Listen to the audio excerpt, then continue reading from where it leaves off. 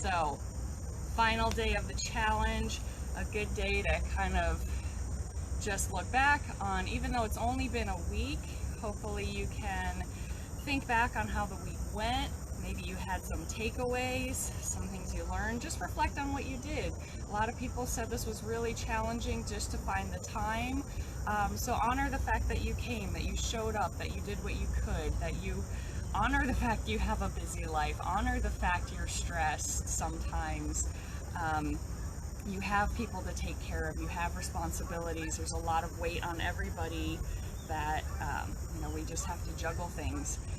So yes, you're kind of getting my yoga teacher side today. I wanted to talk about breath, breathing, and how it can affect things. So cortisol is a stress hormone, and when it is high, it damages the GI lining, it elevates blood sugar, and it can throw off sleep and other hormones. So, we've been kind of talking this whole week about how stress is bad for the body and bad. So there are breathing techniques that can actually help lower cortisol. There's some that I teach that I learned from Navy SEALs that helps with the mind, basically kind of calming the mind and helping you focus and control and make good decisions. There's others that I learned from yoga that help energize, that help with digestion, and there's all kinds of different techniques. It's a whole kind of art and science to itself, but I just wanted to teach some basic healthy breathing, because believe it or not, we don't usually know how to breathe appropriately.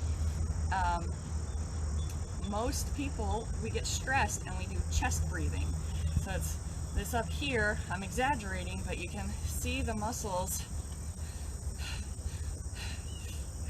tightening up in the neck and up here. So when people stress breathe and they chest breathe, it is like a mini workout constantly, 24/7 for the neck muscles, the chest, all of this.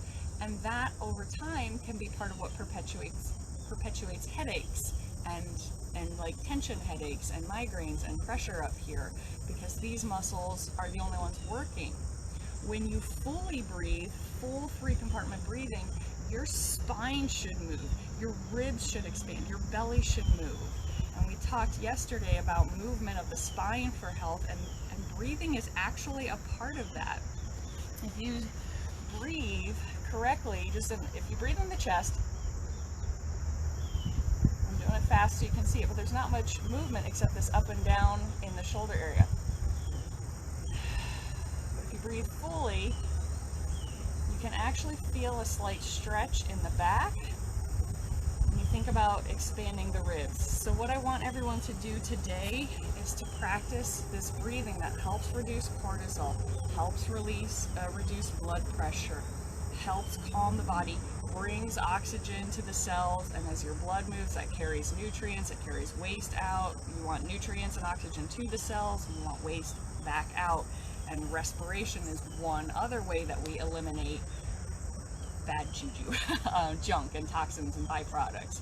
So a way to practice this, you can try it sitting up, but I'm going to show you laying down first, just because it's a little easier to visualize sometimes. Make sure I'm still on screen here. But if you put one hand on your chest and one on your belly and you breathe, you should have a rise and fall in your abdomen. So you think of fill up the belly, expand the ribs, and then let the chest lift.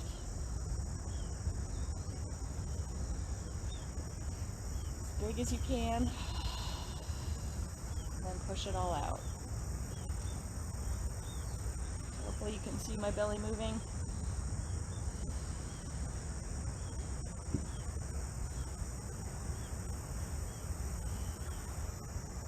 So if you don't want to lay down, you can do this sitting up as well. So same thing, put one hand on the chest, wrap the other around so you've got the elbow kind of feeling the ribs and the hand across the belly. So 3 compartments, belly, ribs, chest. So again, sit up in your chair or wherever you are nice and tall to get full openness. And if you breathe in, Feel the belly expand. No shyness here, don't worry about belly, let it go, stop sucking it in. Let the belly go, let the ribs go, and then let the chest lift, and then just push it all out.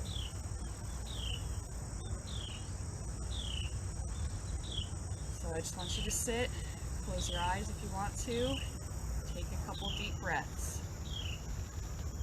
Feel it come in through the throat all the way down, expanding the lungs, expanding the belly.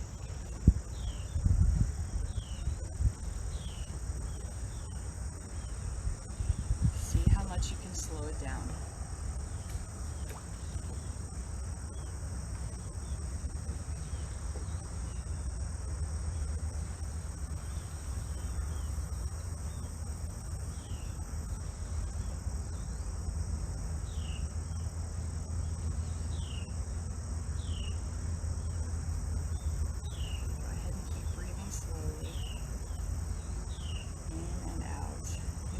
Really important that you take time every day to calm that fight or flight system.